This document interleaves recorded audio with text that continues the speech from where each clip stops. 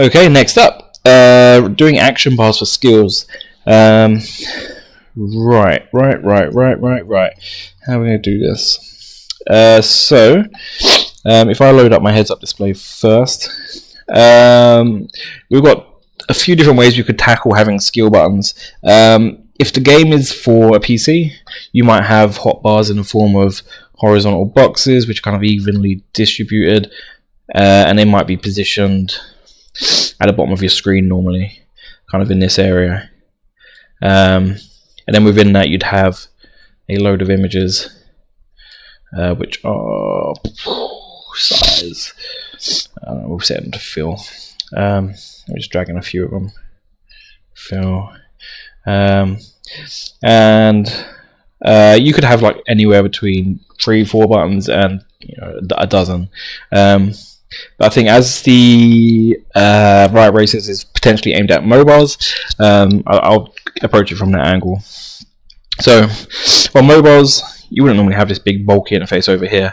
You'd simply have the left side of the screen would be reserved for movement controls, like a thumb joystick, and on the right you'd have what's it called? 3 icons circling a bigger icon, which would be your ultimate or something. But in this case, we've got minimap, the big skill. I'll make that 200 by 200. Should be there-ish. And then around this, we'll have slightly smaller skills. I'll make the boxes smaller so that there's a clear visual weighting to each asset. So we want to make sure that the big special skill is easy to hit, and things like, I don't know, a secondary skill and the primary attack skill are kind of given less screen space, because it doesn't matter too much if they miss those. So primary attack, secondary attack, and special attack.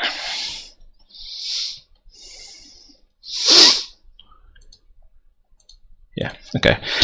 So in terms of shaping these to actually look like buttons, what we'll do is we'll create a master material which has been masked out already. So material, button master. We'll open it up. We'll make sure we change the material domain to user interface, so it knows it's printing it out to a widget. We'll change the blend mode to masked, so we have access to this opacity mask, and I'll just quickly drag in my alpha texture and hook that up to the opacity mask, and the this will be a texture 2D, texture sampler 2D, or texture, yeah, that one. There we go. Yeah, can I change that one later? I should be able to. Right, so with that done, I'll close that. Close this for now, and now if I go back into that material folder, I'm going to create an instance of it. So an instance is a copy of it. It's going to derive things from it. But if I tick the parameter, I can then change the texture to be whatever I wanted. So I could change each thumbnail for the skills. Just I could copy and paste this instance out along, and change the color on it without having to use more and more masks and increase the rendering. So this is just a way to kind of economize your game a little bit. I don't know what I'm going to use in this. I'll use the Unreal logo. There you go. So where has it gone? Heads up display. So back here, I just need to assign the material.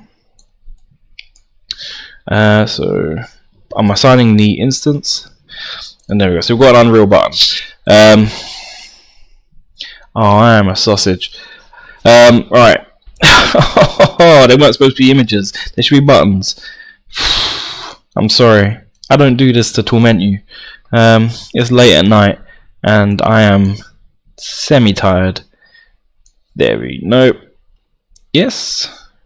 Yes. Yes. Alright, so I'm going to just reposition it near this button. Delete the old one. I'm not going to bother replacing these two because I'm not going to cover them in this tutorial. I'll show you the kind of basic premise with this one button, and it's up to you to kind of figure out how to do the other two. The texture was working on the other image, but not on this one. Why?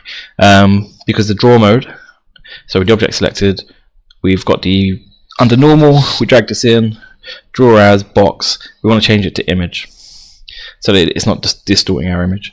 It's as intended, compile, save, and then from here, what we need to do is start doing the actual spawning of the skill.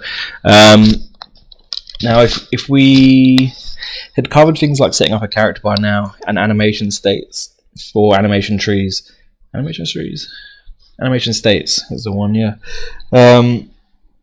We could have kind of set it up to trigger specific animations with like the character kicking the air or something crazy like that. But in this instance, because your exposure to game engines is quite brief, we're going to look at just spawning kind of projectiles and things. So in this case, we'll do a rocket. So before I do the next little bit, I'm going to quickly create a rocket. So third person BP, I'll do it here. Right, so I'll make a new blueprint class of the actor type. We'll call it rocket BP. And then within this, just using simple shapes, use a cylinder. Here it is. Boop. Right, let's scale it down.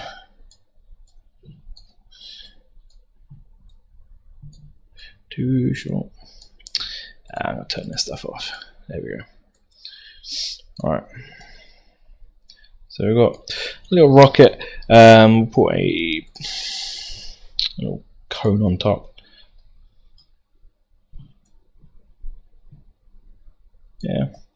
There we go. And before I move on, I'm going to just make sure I select both objects and set their collisions. Where are you, collisions? Collisions, there they are. Make sure overlap all. Do the same for the cylinder and that. In an ideal world, you'd make this in Maya, and you can still customize the collisions in the same way. So just make sure you set the presets to overlap all, so it doesn't collide with our player, because it's going to spawn from where the player is. So the last thing we want is it to actually hit the player and kind of slow down their movement, as it's a racing game. Alright, so I can close that for now.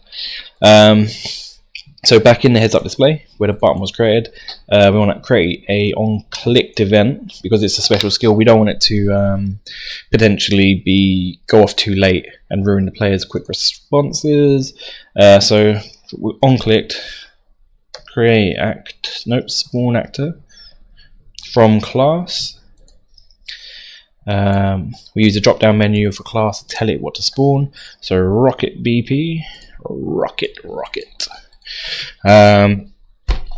And the location for where it should spawn, or the transforms, should be, if we drag out the character's ref, get actor transform, get actor transform. And now, rather than directly plugging it in, what I'm going to do is split the pin and split this pin just by right clicking on it and split. I'm going to use the location and the rotation. I don't want to use scale because I want the actors to spawn as I've made them. So, right, save, close out. So, if I quickly play the game and I click, we get a little rocket spawn on top of me. It's facing in the wrong direction, and it's not actually doing anything yet. So, right, rocket BP. It's pointing straight up, and we need to rotate the cylinder to be facing. Oh, let's turn snapping back on. Oh, 290 degrees, so it faces down the X. Okay, so you've got a reference in the bottom right corner, the little red line. The rocket should be pointing down the X because that's the same direction that the character is oriented in.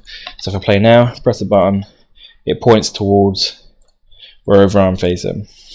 Okay, and it's pointing towards where I'm facing because in the heads-up display, under the button, we've got my actors transform to make sure that when this is spawned, it is inheriting directly from the player.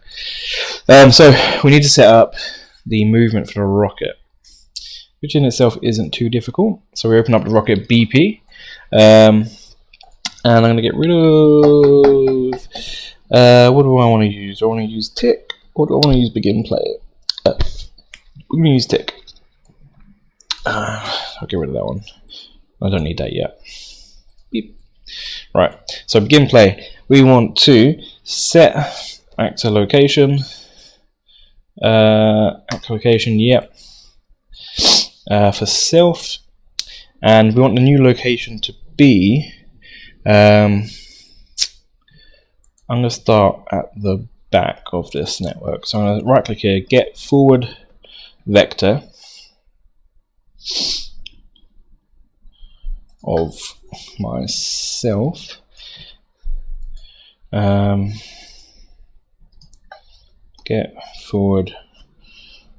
Get actor forward vector. There we go. So that's for itself. So it's finding out where the rocket's pointing, and it's kind of taking it as a straight line object. And from there, we're going to do vector times integer. And this integer down here is going to be responsible for controlling the speed that the object moves at. So I'm going to set it to 10 by default. So it will be quick, but not so quick that I can't kind of see what's going on. And from there, we'll drag that out. Plus vector. So vector plus vector. And I want this slot to go into the bottom, not the top. I'm going to break that link. I'll just quickly tidy this up. And from here, it's going to be, we want the get actors location. Yes, get actor location for itself. So it's finding out where it's currently set.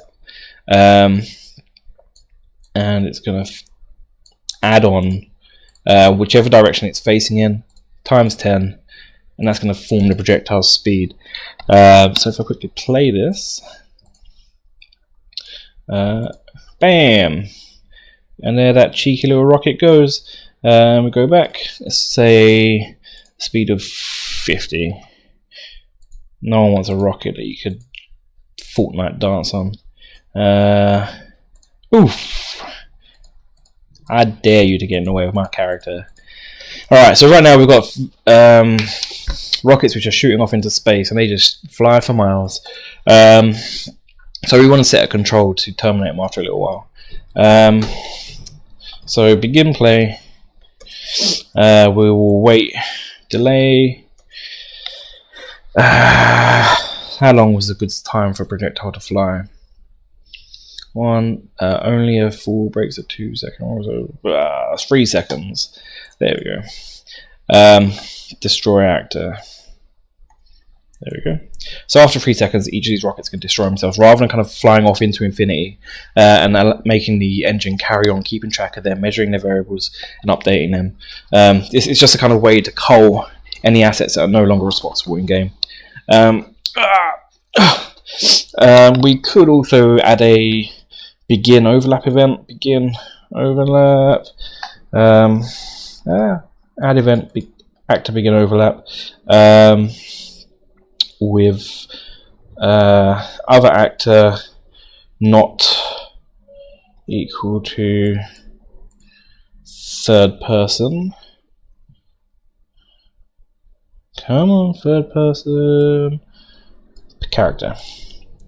So if we say the other when the actor doesn't equal that, the third person character, or the sedan, or the first person character, whatever you're using, we want it to destroy itself. Destroy actor, there we go. We could have it at this point, before it destroys itself, spawn another actor which might have an explosion particle attached to it, or similar, or play sound. So if I quickly test that, and this will be a genuine test because I've not tested this before. It didn't work. I think it's because as it's spawning, it's colliding with me, if the other actor doesn't equal third person, that's what it's currently set to. Okay, we'll reverse that. Bricklink. So true. I'm gonna just do a print string because print string is really helpful for when you're debugging. Collided. I'm gonna just type in collided with me, and over here before this one, print string. Yes. Collided environment. So play. So when I press the button, so collided with me for a few seconds. I'm not right. Let's try with something we can see. If we aim it as stairs. Oh, that's cheeky. Okay.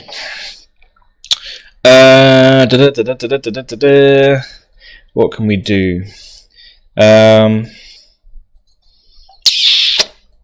So it's not just picking up, having collided with anything else. Okay. How about we do has tag. Actor has tag. So if the actor has the tag of let's see what the character's currently got. So third person, blueprint, back here. Right.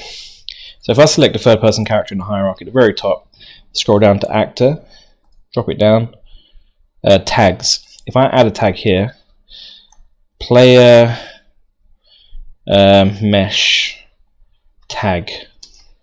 I'm going to just control C that. Where's it gone?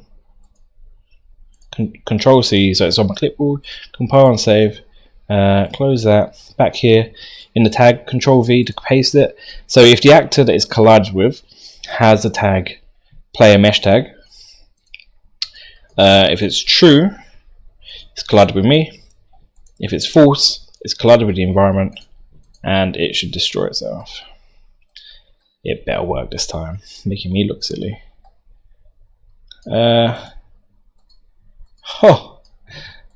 Okay, it's doing both.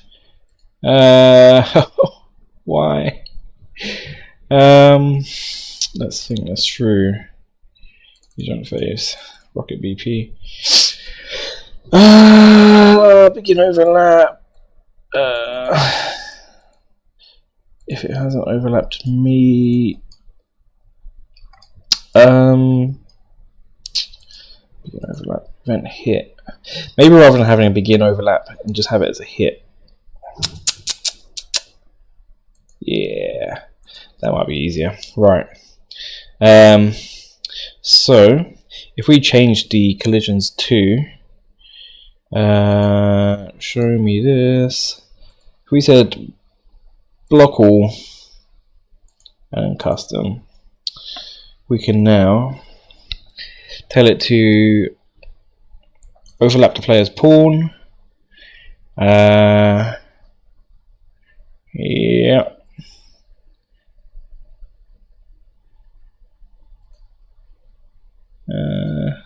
Yep. And we'll just do the same here quickly.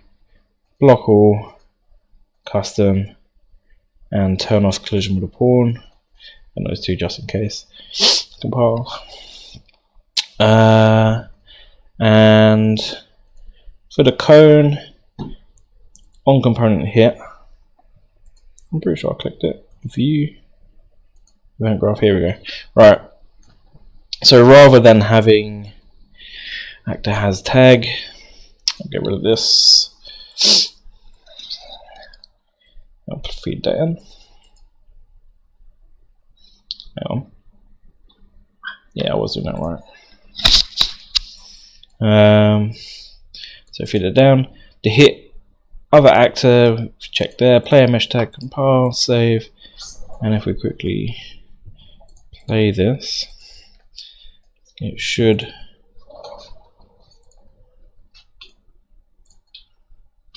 Is it just shooting straight through? Check for this. Shooting straight through. Okay.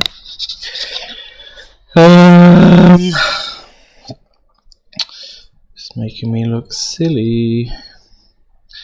Collision, hold stack.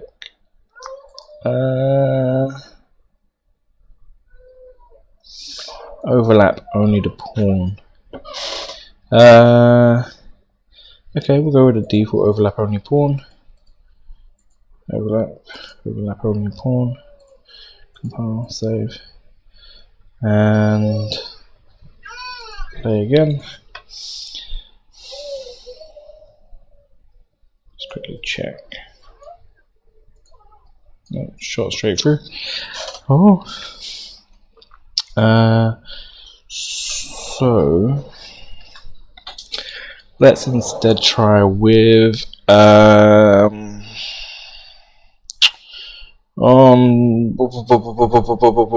it's not hit on.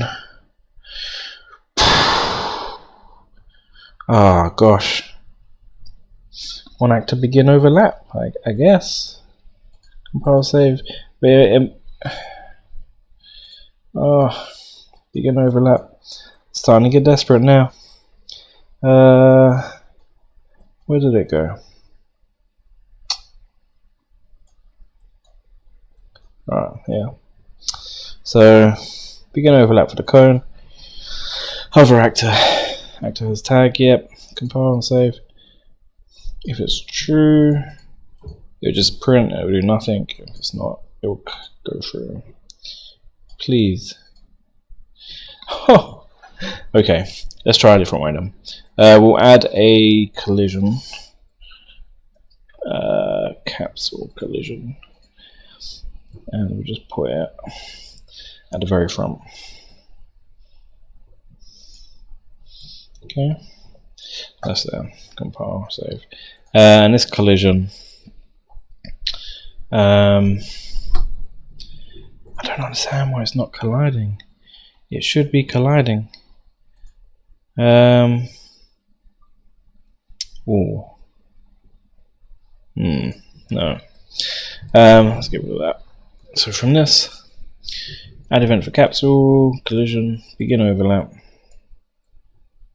Oh, other actor. Oh, save.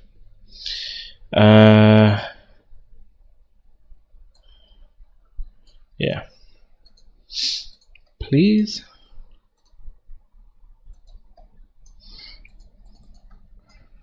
Okay. So now it thinks it's collided with the environment, even though it's only collided with me. It may well be now that it's colliding with itself.